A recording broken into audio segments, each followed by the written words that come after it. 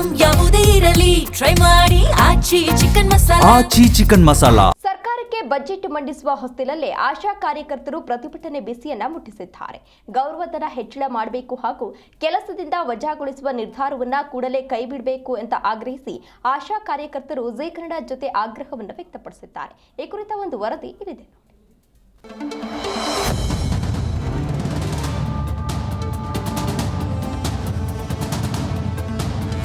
ಸಂದರ್ಭದಲ್ಲಾದ್ರೂ ಸರ್ಕಾರ ಎಚ್ಚೆತ್ಕೋಬೇಕು. ಈ ಬಜೆಟ್ ಅಲ್ಲಿ ಅವರ ಒಂದು ಪ್ರಣಾಳಿಕೆ ಏನ್ ಹೇಳಿದ್ರು, 5,000 ಇದ್ದದನ್ನ ನಾವು 8,000 ಮಾಡ್ತೀವಿ ಆಶಾ ಕಾರ್ಯಕರ್ತರಿಗೆ ಅಂತ ಹೇಳಿ. ಸಿಎಂ ವಿರುದ್ಧ ಆಶಾ ಕಾರ್ಯಕರ್ತೆಯರ ಕಿಡಿ.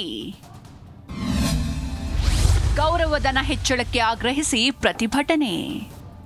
ಆರೋಗ್ಯ ಇಲಾಖೆಯ ಬೆನ್ನೆಲುಬಾಗಿ ಕಾರ್ಯನಿರ್ವಹಿಸ್ತಾ ಇರುವ ಆಶಾ ಕಾರ್ಯಕರ್ತೆಯರು ಗ್ರಾಮೀಣ ಮತ್ತು ನಗರ ಪ್ರದೇಶಗಳಲ್ಲಿ ಆರೋಗ್ಯ ಸೇವೆಗಳನ್ನು ಒದಗಿಸುವಲ್ಲಿ ಪ್ರಮುಖ ಪಾತ್ರ ವಹಿಸುತ್ತಿದ್ದಾರೆ. ಇತ್ತೀಚೆಗೆ 7,000 ಆಶಾ ಕಾರ್ಯಕರ್ತೆಯರನ್ನ ಕೆಲಸದಿಂದ ವಜಾಗೊಳಿಸುವ ಬಗ್ಗೆ ಸರ್ಕಾರ ನಿರ್ಧರಿಸಿದ್ದು, ಸರ್ಕಾರ ತನ್ನ ಈ ನಿರ್ಧಾರವನ್ನ ತಕ್ಷಣ ಹಿಂಪಡಿಬೇಕು ಮತ್ತು ಪ್ರಸ್ತುತ ನೀಡುತ್ತಿರುವ ಗೌರವ ಧನವನ್ನ ಹೆಚ್ಚಿಸಬೇಕು ಅಂತ ಪ್ರತಿಭಟನಾಕಾರರು ಬೇರೆ ಬೇರೆ ಜಿಲ್ಲೆಗಳಿಂದ ಬಂದು ಬೆಂಗಳೂರಿನ ಫ್ರೀಡಂ ಪಾರ್ಕ್ನಲ್ಲಿ ಆಗ್ರಹ ವ್ಯಕ್ತಪಡಿಸಿದ್ರು.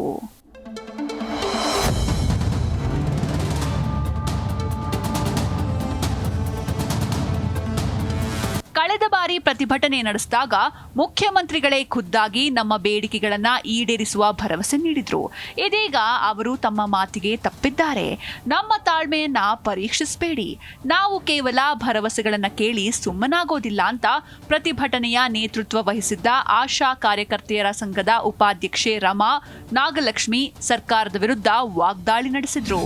ಮುಖ್ಯವಾಗಿ ಇದು ಬಜೆಟ್ ಪೂರ್ವವಾಗಿ ಸರ್ಕಾರಕ್ಕೆ ಜ್ಞಾಪಕ ಮಾಡ್ಸಕ್ಕೆ ನೀವೇನು ಮಾತು ಕೊಟ್ಟಿದ್ರಿ, 10,000 ರೂಪಾಯಿ ಗ್ಯಾರಂಟಿ ಪ್ರತಿಯೊಬ್ಬರಿಗೂ ಬರೋ ರೀತಿ ನಾವು ಮಾಡ್ತೀವಿ, ಅದ್ರ ಮೇಲ್ಪಟ್ಟೇನು ಕೆಲಸ ಮಾಡಿರ್ತೀರ ಅದನ್ನು ಕೂಡ ನಾವು ಕೊಡ್ತೀವಂತ ಏನು ಆಶ್ವಾಸನೆ ಕೊಟ್ಟಿದ್ರು. 14 ತಿಂಗಳ ಹಿಂದೆ ಮುಖ್ಯಮಂತ್ರಿಗಳೇ ಆಶ್ವಾಸನೆ ಕೊಟ್ಟಿದ್ರು.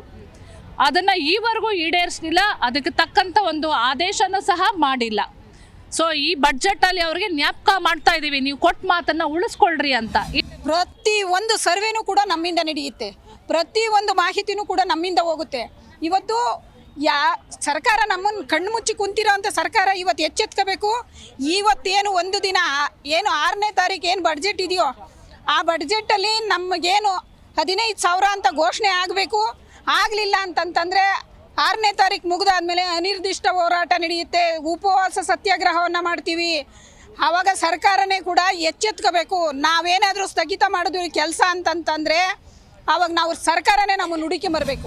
ಆ ಪಬ್ಲಿಕ್ಸ್ಗೆ ಎಲ್ಲಿ ಹಾಸ್ಪಿಟ್ಲ್ಗೆ ಹೋಗಬೇಕು, ಎಲ್ಲಿ ಬರಬೇಕು ಅಂತ ಅವ್ರಿಗೆ ಗೊತ್ತಿರಲಿಲ್ಲ. ಇವಾಗ ನಾವೆಲ್ಲ ಪ್ರತಿ ಮನೆಗೂ ಮೋಟಿವೇಟ್ ಮಾಡಿದ್ದೀವಿ, ಹಿಂಗೆ ಡೆಲಿವರಿಗಳು ಮನೆಯಲ್ಲಿ ಮಾಡಿಸ್ಕೋಬಾರ್ದು, ನಿಮ್ಗೆ ಪ್ರಾಬ್ಲಮ್ ಆಗುತ್ತೆ ಅಂತೇಳಿಬಿಟ್ಟು ಹಾಸ್ಪಿಟಲ್ ಡೆಲಿವರಿಗಳು ಯಥೇಚ್ಛವಾಗಿ. ನಾವು ಜನವರಿಯಲ್ಲಿ ಏನು ಹೋರಾಟ ಮಾಡಿದ್ವಿ, 4 ದಿನದ ಜನವರಿ ಹೋರಾಟ, ನಾನೇ ಹೋಗಿದ್ದೆ. ನಮ್ಮ ಸಂಘಟನೆ ಕಡೆಯಿಂದ ಕರೆದಿದ್ದಾಗ ನಾನು ಹೋಗಿದ್ದೆ ಸಿ ಎಂ ಹತ್ರ. ಸೊ ಅವರು ನಮಗೆ ಅಷ್ಟು ಭರವಸೆ ಕೊಟ್ಟು ನಾವು 10,000 ಮಾಡ್ತೀವಿ ಅಂತ ನಾವು ಒಪ್ಕೊಳ್ತಾನೆ ಇರಲಿಲ್ಲ. ಆದರೂ ಅವರೇ ನಮಗೆ ರಾಜ್ಯ ಸರ್ಕಾರದಿಂದ 5,000 ಸಿಗ್ತಾ ಇದೆ. ಕೇಂದ್ರ ಸರ್ಕಾರದಿಂದ ನಾವು ಎಷ್ಟು ಇನ್ಸೆಂಟಿವ್, ಎಷ್ಟು ಕೇಸ್ಗಳು ನಾವು ಮಾಡ್ತೀವೋ. ರಾಜ್ಯ ಸರ್ಕಾರ ತಕ್ಷಣವೇ ಎಚ್ಚೆತ್ತುಕೊಂಡು ನಮ್ಮ ಬೇಡಿಕೆಗಳನ್ನ ಈಡೇರಿಸದಿದ್ರೆ ಮುಂಬರುವ ದಿನಗಳಲ್ಲಿ ರಾಜ್ಯಾದ್ಯಂತ ಆಶಾ ಕಾರ್ಯಕರ್ತೆಯರು ಸೇರಿ ವಿಧಾನಸೌಧ ಚಲೋ ಸೇರಿದಂತೆ ಅತ್ಯಂತ ಬೃಹತ್ ಮಟ್ಟದ ಉಗ್ರ ಹೋರಾಟವನ್ನ ನಡೆಸಲಿದ್ದೇವೆ ಅಂತ ಸರ್ಕಾರಕ್ಕೆ ಎಚ್ಚರಿಕೆ ನೀಡಿದ್ದು, ಇದು ಯಾವ ತಿರುವು ಪಡೆಯುತ್ತೆ ಕಾದು ನೋಡಬೇಕಿದೆ. ಕ್ಯಾಮರಾಮನ್ ಶಂಕರ್ ಜೊತೆ ಭವ್ಯ ಸುನೀಲ್, ಜೀ ಕನ್ನಡ ನ್ಯೂಸ್.